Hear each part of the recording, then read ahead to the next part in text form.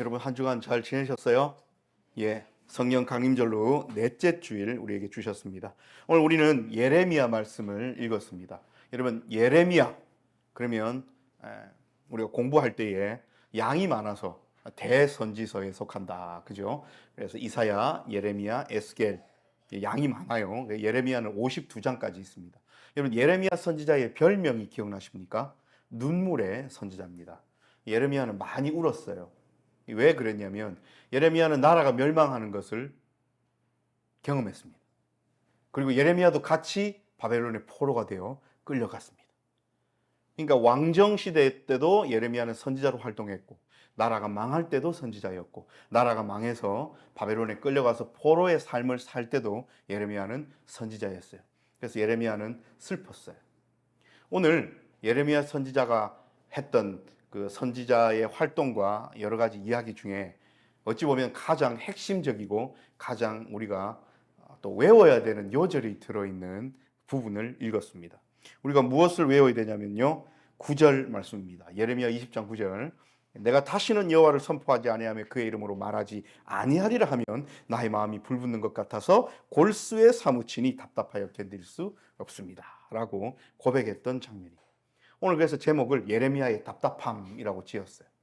이것은 이중적인 의미가 있습니다.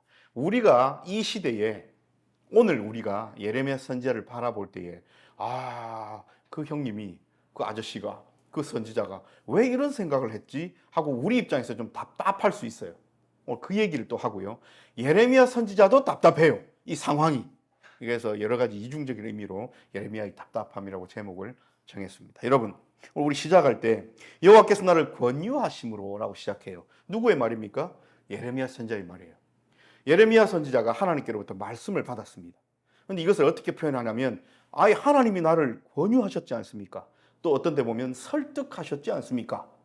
라고 좀 완곡한 표현으로, 또 좀 이렇게 좀 순화된 표현으로 이야기하는데요. 사실 히브리어 원문에는 설득하다, 권유하다가 아닌 거예요. 꼬드겼다 이렇게 돼 있어요. 유혹한다, 꼬셨다. 심지어는요, 여러분, 꼬드긴다, 꼬신다, 유혹하다를 조금 더 발전시키면 그게 뭔 줄 아십니까, 여러분? 속인다는 거예요. 기만한다.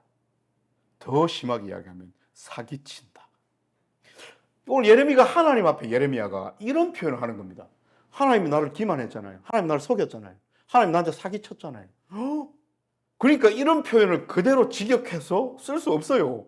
감히 선지자가 하나님 앞에, 그렇죠? 그런데 오늘 예레미야 선지자는 실제로 이것을 이렇게 느끼고 있습니다. 오늘 우리가 이것을 알아야 돼요. 예레미야 선지자는 왜 하나님 앞에 이런 생각을 했을까요? 우리 입장에서 좀 답답하죠. 하나님이 아무리 그랬는데 어떻게 하나님 앞에 그런 표현을 쓸 수 있는가? 여러분, 근데 잘 들어보십시오. 하나님께서 예레미야 선지자들로 입에 말씀을 주시면서 선지자 역할을 하래요. 그래서 예레미야는 무엇밖에 한 것 없습니까? 하나님의 말씀을 받고 순종해서 선지자, 예언자 노릇을 하며 사람들에게 뭘 전파한 거예요? 나라가 망한다고 전파한 거예요. 이대로 가면 하나님께서는 여러분들에게 벌을 내리셔서 이 나라는 망할 겁니다. 이 왕조는 끝이 날 겁니다 라고 이야기를 했어요. 여러분, 듣기 좋은 얘기입니까? 그죠? 사람들이 어떻게 합니까? 그 결과로 조롱하고 비방합니다. 7절 끝부분에 사람마다 종일토록 나를 조롱하나이다. 여러분, 조롱받기 좋아하는 사람이 누가 있어요? 얼마나 기분 나쁩니까? 요즘은요, 누가 나를 조롱하면 그냥 안 넘어가요. 어떻게 합니까? 법에 호소합니다. 모욕죄로 고소해봅니다. 그죠? 비방, 조롱 얼마나 듣기 싫어요.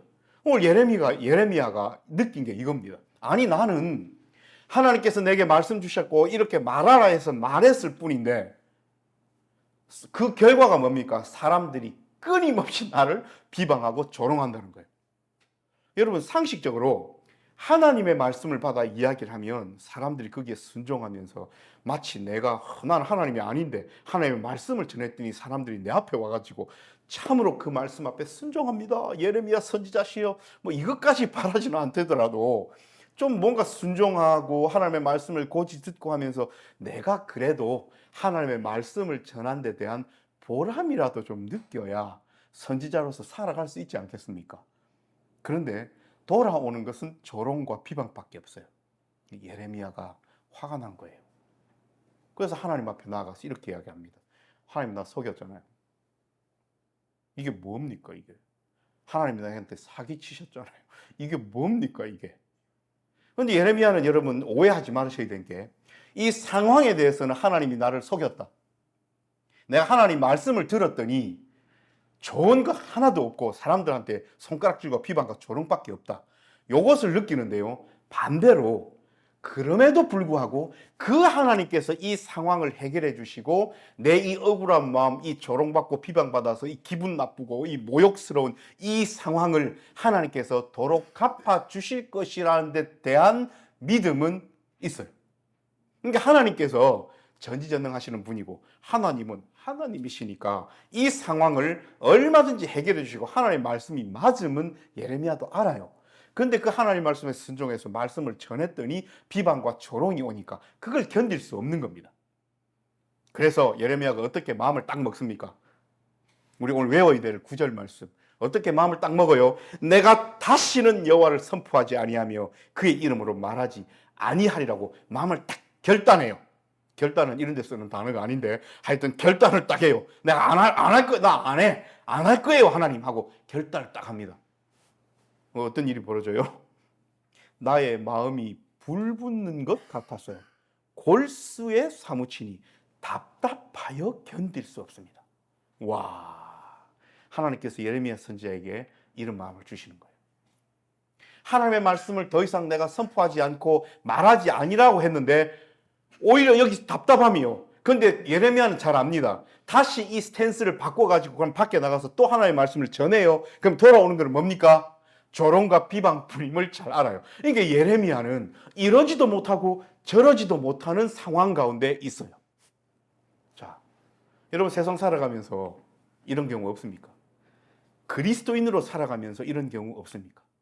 우리는 하나님 앞에 잘 산다 그러고 하나님의 말씀을 순종한다 그러고 또 어찌되었든 하나님의 말씀 따라 살려고 애쓰고 매주 하나님께서 우리에게 주시는 말씀 가지고 목사와 여러분들이 함께 나누면서 결단하면서 우리 일주일 이렇게 사십시다. 또 성경 공부하고 그렇게 사십시다. 나아가지요.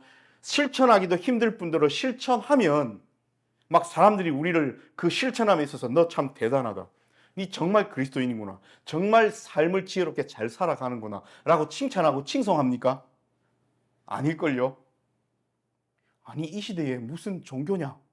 이 시대에 무슨 예수냐? 이렇게 하면서 오히려 비방과 조롱거리가 될 수도 있는 상황을 우리는 한가운데로 걸어가요. 그렇죠? 그래서 우리는 함부로 어디 가서 댓글을 단다거나 어디 가서 공동체 가서 막 예수 믿는 표를 낸다거나 그러면 엄청난 결단이 필요해요. 우리가 이런 시대에 살아갑니다. 그래서 이러지도 못하고 저러지도 못하는, 그럼에도 불구하고 하나님의 능력을 우리는 믿어요. 하나님께서 이 세상을 치유하시고 이 세상의 어두운 곳을 비춰주시고 이 세상에 썩어져가는 곳에 소금의 역할을 하러 나를 보내신 걸 알아요. 믿어요. 믿음이 없는 게 아니에요. 그런데 정작 실천하려고 하면 사람들의 눈치가 보이고 내가 이런 말 했다가 조롱과 비방거리가 되면 어떡하나 라는 두려움이 내 속에 은연중에 자리 잡아 있다는 거예요. 예레미야 욕할 거 하나도 없습니다. 우리 똑같아요. 그죠?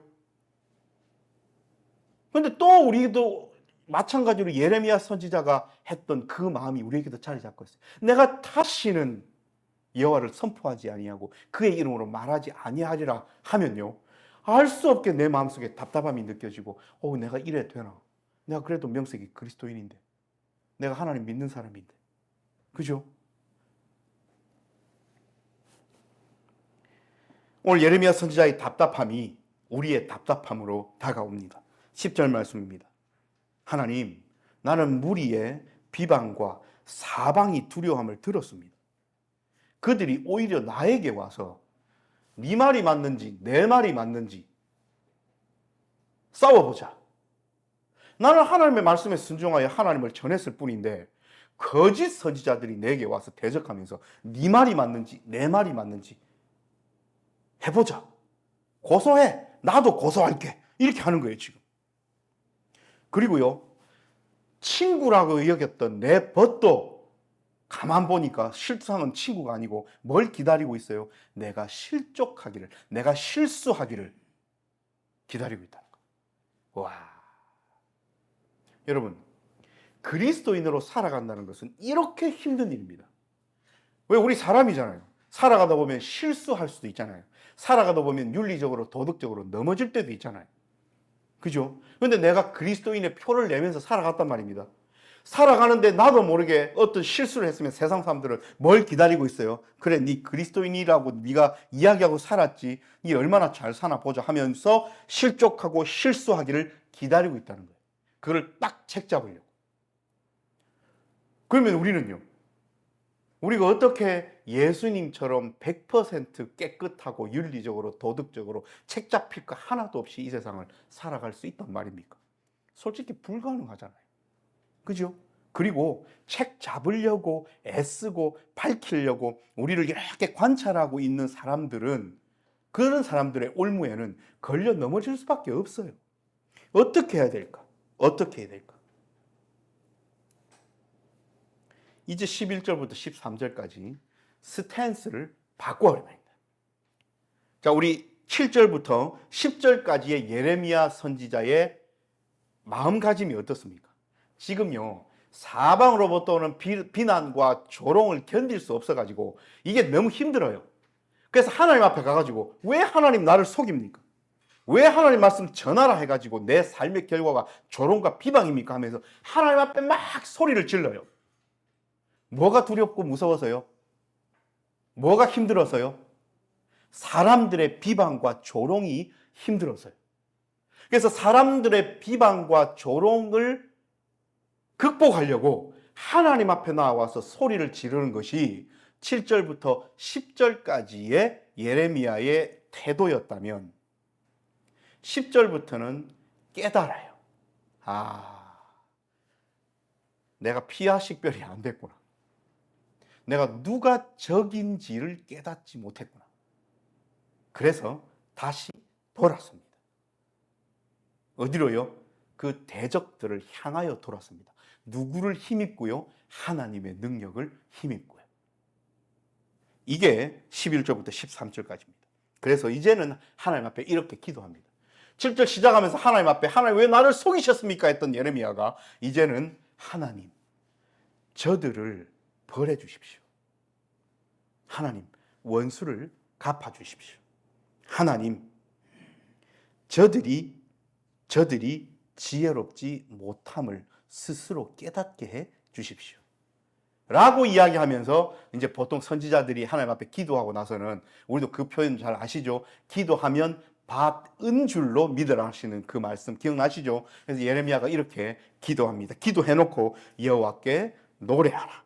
너희는 여호와를 찬양하라. 가난한 자의 생명을 행악자의 손에 썼고, 여기서 가난한 자는 누구예요? 자기예요. 왜 가난하다고 여겼어요? 보잘것없이 됐으니까요. 그죠? 사람들의 비난과 조롱에 그냥 정말로 어디 일어설 수 없을 만큼 황폐됐잖아요. 자기 삶이, 자기 생각이, 그죠? 자기의 이 살아가는 이 모든 것들이 황폐했어요. 너무 가난해져 버린 거예요. 그런데 하나님께서 그 가난한 자를 그 황폐 속에서 구원해 주셨다. 구원해 주셨다. 이것을 하나님 앞에 기도함으로, 찬양함으로 이렇게 표현합니다. 여러분, 오늘 우리는 이런 스탠스 속에서 살아야 됩니다. 7절부터 10절까지의 스탠스에서 살아가랍니까? 10절부터 13절까지의 스탠스에서 살아가실랍니까? 우리는요, 너무나 쉽게 사람들의 눈치를 봐요. 우리는 너무나 쉽게 상황의 눈치를 봅니다. 우리는 너무 쉽게 사람들과 상황이 나를 압제해 오면요, 어디 화풀이 그러면 좀 단어가 좀 그렇긴 한데요, 어디 소리 지를 데가 없어서 우리는 하나님 앞에 소리를 질러버려요. 아, 왜 이렇게 나를 냅두냐고. 이게 뭡니까? 자아 식별이 안 돼서 그래요. 피아 식별이 안 돼서 그래요. 여러분, 누가 적이고 무엇을 극복해야 됩니까? 하나님을 극복해야 됩니까? 하나님께 소리 질러서 왜 나를 속인다고 그렇게 부르짖어서 하나님을 넘어서서 그렇게 함으로써 이 사람들의 기분과 상황을 맞춰줘야 돼요? 아니면 무엇이 진리인지도 모르고 무엇이 참 구원인지도 모르고 무엇이 참 사랑인지도 모르는 그런 사람들의 비난과 조롱을 극복하기 위하여 하나님의 도우심을 구하여야 할까요? 그래서 오늘 저는 말씀을 보면서 이 9절, 7절부터 10절까지의 하나님 앞에 피아식별이 안 되게 나아가는 예레미야를 바라보면서 목사는 답답함을 느꼈습니다. 예레미야가 답답했어요. 그런데 예레미야가 그렇게 자기의 답답함을 가지고 하나님 앞에 이제 하나님 말씀을 전하지 않을래 라고 예언자가 자기의 직무를 유기했을 때에 올라오는 그 하나님께서 주신 영적인 답답함, 그 답답함이 우리에게도 있어야 됩니다. 우리는 얼마나 그리스도인으로서 살아가는 이 삶 가운데 세상을 바라보면서 하나님과 반대되는 삶을 살아가면서 사람들이 자기의 욕심만을 따르고 사랑하지 않고 서로를 비난하고 조롱하고 자기의 생각만이 옳다고 부르짖고 주장하는 삶을 바라보면서 우리는 얼만큼 하나님 예수 그리스도 성령 하나님의 마음으로 영적인 답답함을 누리고 답답함을 느끼면서 살아갑니까? 오늘 예레미야 선지자의 이 말씀을 통하여 하나님께서는 우리에게 그것을 느끼라는 말씀입니다. 그 답답함을 가지라는 말씀입니다. 저는 목사이기 때문에 여러분들에게 매주 말씀을 선포하지요. 여러분들은 무엇으로 일주일 동안 말씀을 선포합니까? 삶으로 살아내야 되죠. 근데 만약에 우리가 살아가는 공동체, 우리가 살아가는 세상, 우리가 살아가서 사람들 만나는 직장, 또 우리가 또 가는 학교, 그래서 그런 삶 가운데, 가정, 여러 삶 가운데 살아가는 데 있어서 내가 조금이라도 그리스도인으로서의 표를 내니 주위에 있는 사람들이 나를 비난하고 조롱하더라. 이것을 경험하면 답답하죠. 힘들죠. 그리고 사실 눈치가 좀 보이죠.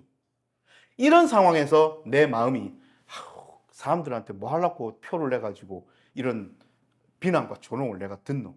이제는 내가 표 안 내고 살래. 라고 한다면 오늘 예레미야 선지자가 이야기한 거, 내 다시는 여호와를 선포하지 아니하고 그의 이름으로 말하지 아니하리라 하면 하고 결정한 거예요. 그런데 그럼에도 불구하고 내 마음속에 평안이 있다? 사실 거짓 평안이죠. 그럼 이게 문제가 큰 거예요. 그런데 하나님께서는 우리를 그렇게 냅두지 않으실 겁니다. 내 마음이 갑자기 답답해질 겁니다. 왜요? 우리의 삶이 그리스도인으로 쫙 성령 하나님이 함께하고 계시기 때문에 내가 그리스도인으로 살아가지 않겠다라고 결단하면요, 답답해질 거예요. 그리고 우리는 그 답답함 앞에는 순종하면서 우리의 스탠스를 바꿔야 됩니다. 말씀을 맺습니다, 여러분. 우리는 무엇을 두려워합니까? 우리는 무엇을 눈치를 봅니까? 누구 눈치를 봅니까? 무엇이 진리입니까? 여러분, 진리입니까 하면요, 사람들이 득달같이 덤벼들어요. 그래서 네 말만 옳냐? 기독교의 메시지만이 진짜 진리냐? 이것만이 참이냐? 라고 질문해요. 근데 이것은 우리가요, 논리적으로 설명해서 이것이 진리입니다. 이렇쿵 해서 이것입니다. 라고 이야기할 거리가 아니라요. 여러분, 예수님께서 이 땅에 오셔서 우리에게 무엇을 가르치셨는지를 생각해 보십시오. 예수님이 다른 이들을 차별하고 혐오하고 미워하고 원수 갚아라 하셨습니까? 예수님이 이 땅에 오셔서 사랑하라 하셨어요. 예수님이 이 땅에 오셔서 사랑하라 하셨을 뿐 아니라 그 사랑함을 생명으로 실천하셨어요. 이게 기독교의 메시지입니다. 딴 게 아니에요. 그러면 서로가 서로를 미워하지 않고 사랑하고 품고 서로를 위해주고 공동체 의식을 갖고 나만 혼자 잘 사는 것이 아니라 서로를 돌보고 살아가라 하는 것이 진리가 아니면 도대체 무엇이 진리입니까? 여러분, 이거예요. 그러므로 여러분, 우리는 예수님의 그 가르치신 귀한 말씀과 삶의 실천들을 더 이상 멈추지 말고, 또 욕심으로 가득 차서 사랑하는 것을 폄하하는 사람들, 자기만 잘 살아야 된다고 그런 생각으로 가득 찬 사람들의 말과 행동과 손가락질과 비방과 조롱을 눈치 보지 않아도 됩니다. 그런 것에서 오는 답답함은 진짜 답답함이 아니에요. 그래서 오늘 하나님께서는 우리에게 성령 하나님을 통하여 더 힘을 주십니다. 이렇게 말씀을 들었음에도 불구하고 또 살아가다 보면 사람들의 눈치를 봐야 될 상황이 올 수도 있어요. 예수 믿는 것을 막 부끄러운 생각을 가지도록 나에게 강요하는 상황이나 사람들이나 말이 올 수 있어요. 그것은 그릇된 속임입니다. 그게 진짜 속임이에요. 그게 진짜 유혹이에요. 그게 진짜 나쁜 설득이고 권유예요. 오늘 예레미야 선지자의 말씀은 우리에게 어떤 스탠스에 서서 누구를 등에 업고 누구를 대적하여 서야 되는지를 말씀해 주시는 이야기입니다. 그래서 오늘 작가님에게 부탁해서 오늘 이런 그림을 그렸어요. 여러분, 주보 앞에 보십시오. 잘 보이지도 않고 누군지도 모르겠는 특정화되지 않은 군중과 무리들을 등에 업고 하나님을 향하여 부르짖고 있는 모습이 내 모습은 아닌가? 다시 한번 자기 자신을 되돌아보십시다. 하나님은 이번 일주일 동안 살아가면서 어떤 사람들을 찾으시겠어요? 하나님의 능력 안에서 세상의 잘못된 것, 사랑 없는 곳, 서로를 미워하는 곳, 자기만을 생각하는 곳, 자기 욕심만을 채우는 곳, 그래서 다른 이를 혐오하고 차별하고 미워하고 손가락질하고 조롱하고 비방하는 그 사람들을 향하여 진짜 살아가는 사랑하며 사는 것이다. 이것이 하나님의 말씀이다 라고 담대하게 전할 수 있는 사람은 누군가? 우리 반석이 비트교회 성도 중에 누가 그런 삶을 제대로 실천하며 살려고 애쓰는가? 하나님께서는 이번 한 주간도 찾으실 겁니다. 기도하십시다.